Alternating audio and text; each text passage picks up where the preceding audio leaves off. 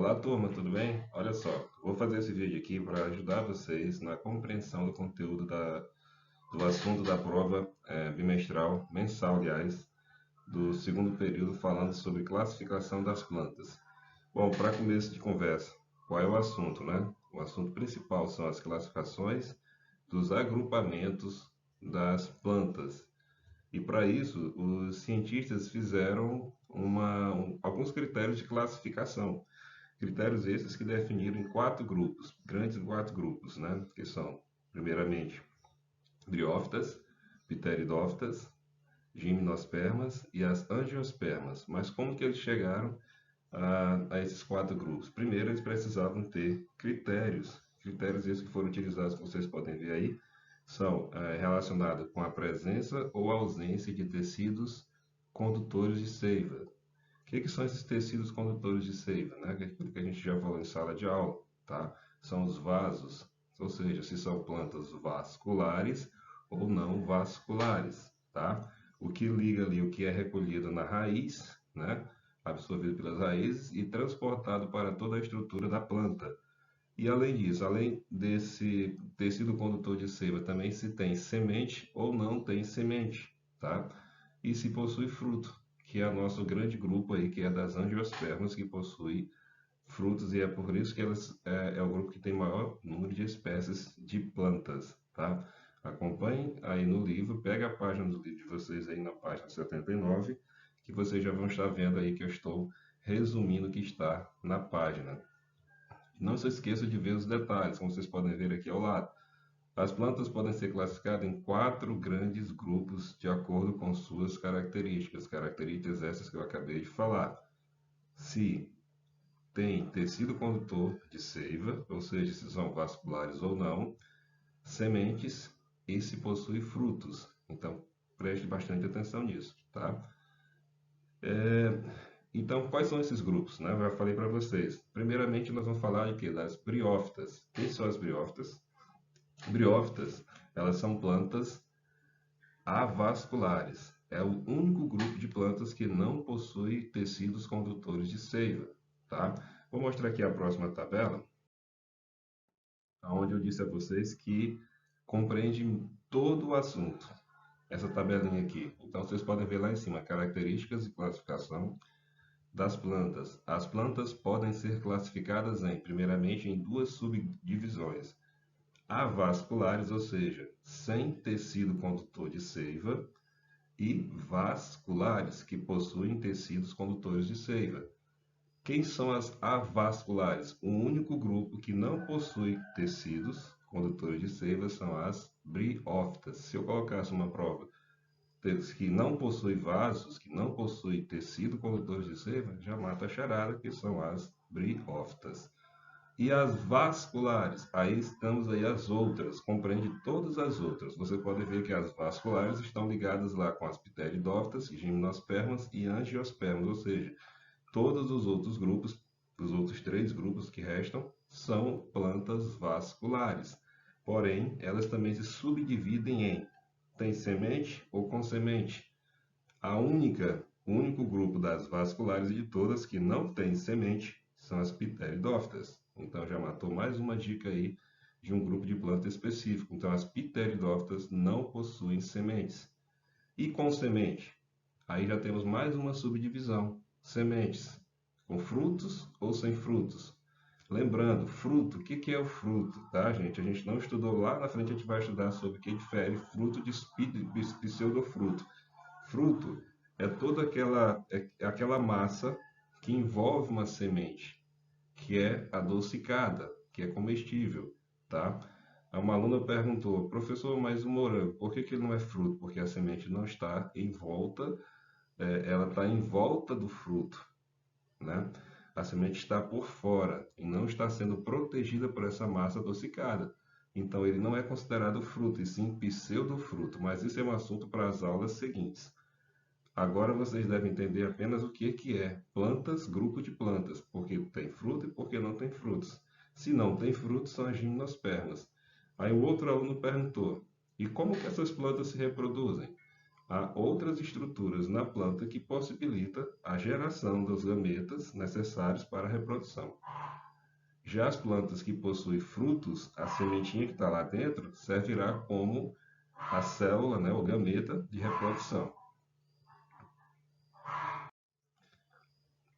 Então, resumindo, plantas se classificam em, primeiramente, grandes dois grupos, né? Avasculares, são as briófitas, as vasculares, compreendem todas as outras, pteridófitas, gimnospermas e angiospermas. As que têm semente são as gimnospermas e as angiospermas, e as únicas que não têm semente são as pteridófitas, tá? As angiospermas que possuem fruto, devido ao fruto, né, por conta do auxílio também de outros seres vivos, possibilita então a sua reprodução de forma mais ampla. Por isso que é o grupo que tem o maior número de espécies, tá? Essa é a razão, decorem isso. Pois bem, começando aqui pelas briófitas. Briófitas já foi falado, está escrito ali em cima, são plantas avasculares de tamanhos pequenos. Lembrando, gente, são plantas que necessitam da água para reproduzir. As outras, vocês viram lá, dependem de, às vezes, um auxílio de um ser vivo, de uma abelha, de um morcego, de um pássaro, de um inseto. As briófitas necessitam apenas da água para auxiliar no seu processo de reprodução. E também esse assunto de reprodução de plantas é assunto posterior, a gente vai estudar mais à frente, tá? E o que mais que a gente precisa saber sobre as briófitas? Um exemplo, qual é o exemplo que nós temos estudado sobre esse tipo de grupo de plantas? Os musgos. Os musgos são aquelas plantinhas rasteirinhas que geram, que surgem ali em locais úmidos, onde desce uma água do ar-condicionado que eu mostrei para vocês na parte de fora da sala de aula. Então são aquelas vegetais ali, tá? Um detalhe, essas plantas são consideradas plantas verdadeiras? Não, por quê?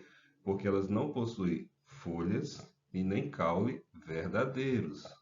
Preste atenção, verdadeiros, não quer dizer que ela não possua, porque são consideradas plantas e todas as plantas processam a sua alimentação através da fotossíntese. E para que a fotossíntese ocorra, é necessário que tenha folhas que gerem que possam gerar esse processo da fotossíntese. Então, elas possuem, sim, caule, folha, mas não são verdadeiros, possuem uma estrutura diferente para ser o básico ali necessário para desempenhar essa função da fotossíntese, tá certo? Então, não digam, não bote como verdade.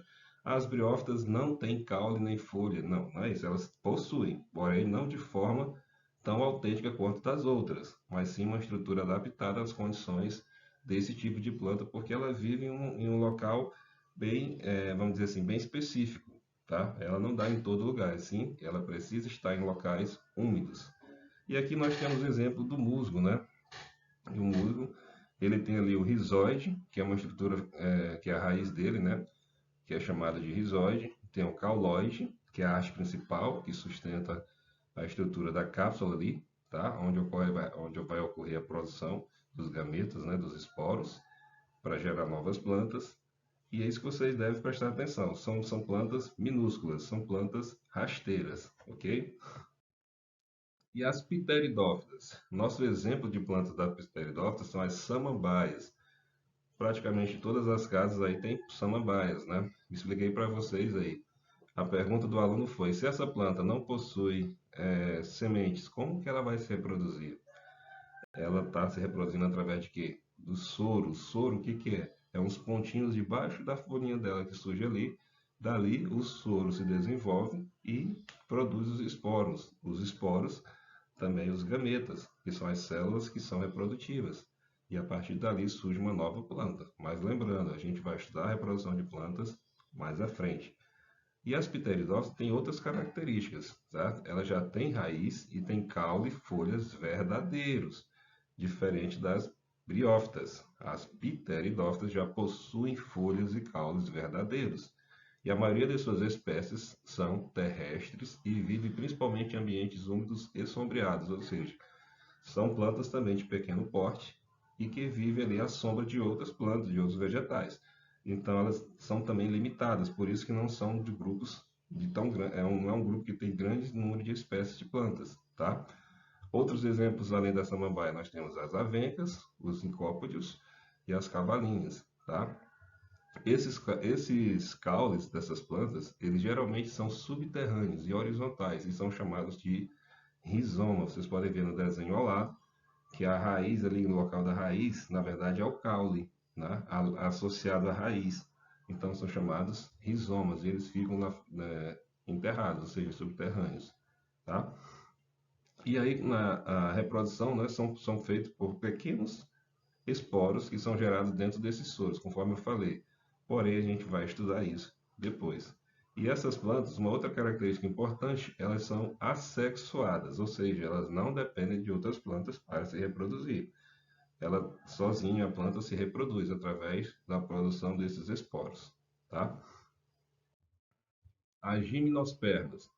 A maioria das gimnospermas é encontrada em regiões de climas frios ou temperados. No Brasil, ocorre naturalmente em locais com altitudes elevadas na região sul e sudeste. Qual é o principal exemplar da gimnosperma? Nós temos aí as araucárias, são árvores gigantes, tá? E elas possuem sementes, mas vejam só, com ou sem sementes, as gimnospermas. Quem é que lembra? Vamos deixar vocês aí no livro para vocês pesquisarem. Essas plantas, elas também são conhecidas como pinheiros do Pará e produzem os pinhões utilizados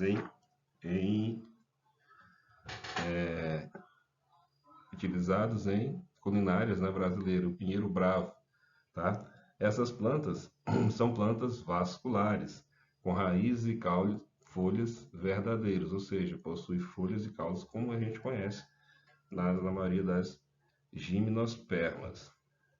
Vocês estiverem prestando atenção, está logo ali abaixo a descrição ali que demonstra que essas plantas possuem sim sementes, só que são sementes nuas.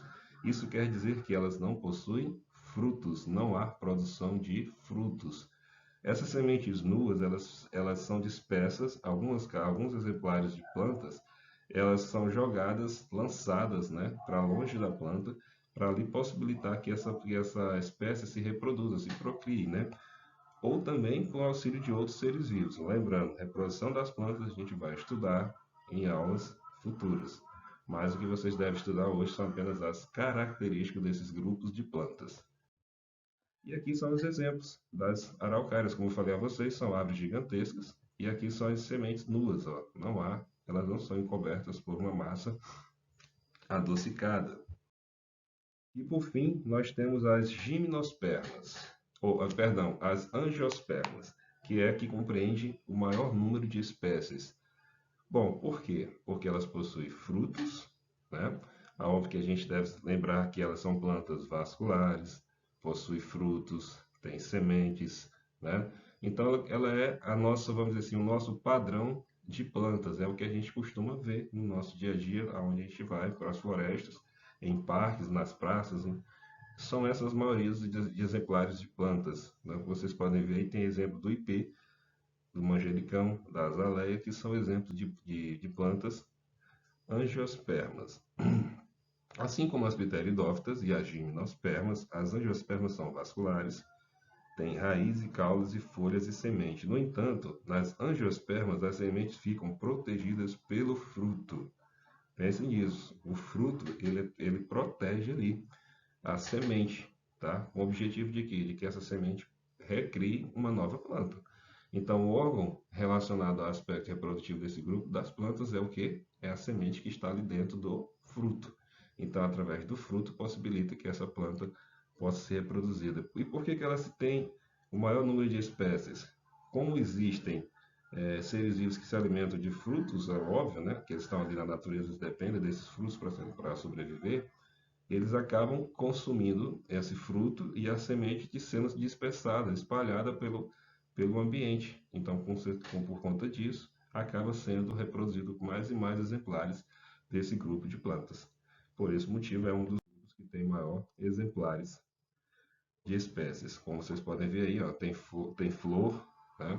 A gente estudou em sala de aula a estrutura da flor, onde se encontra lá o gametófilo, né? Onde é produzido os gametos de reprodução. Se a abelhinha entra dentro da flor, acaba pegando esses gametas e levando para outra planta, fazendo a fecundação. Lembrando que neste caso vai depender de uma outra planta, né? São sexuadas essa reprodução. E é isso aí, gente. Eu acho que deu para dar um resumo do assunto da aula. Eu espero que vocês tenham compreendido um pouco mais, mas não deixe de ler e reler as páginas do livro que já foi mencionada para vocês, tá ok? É isso aí, galera. Até mais.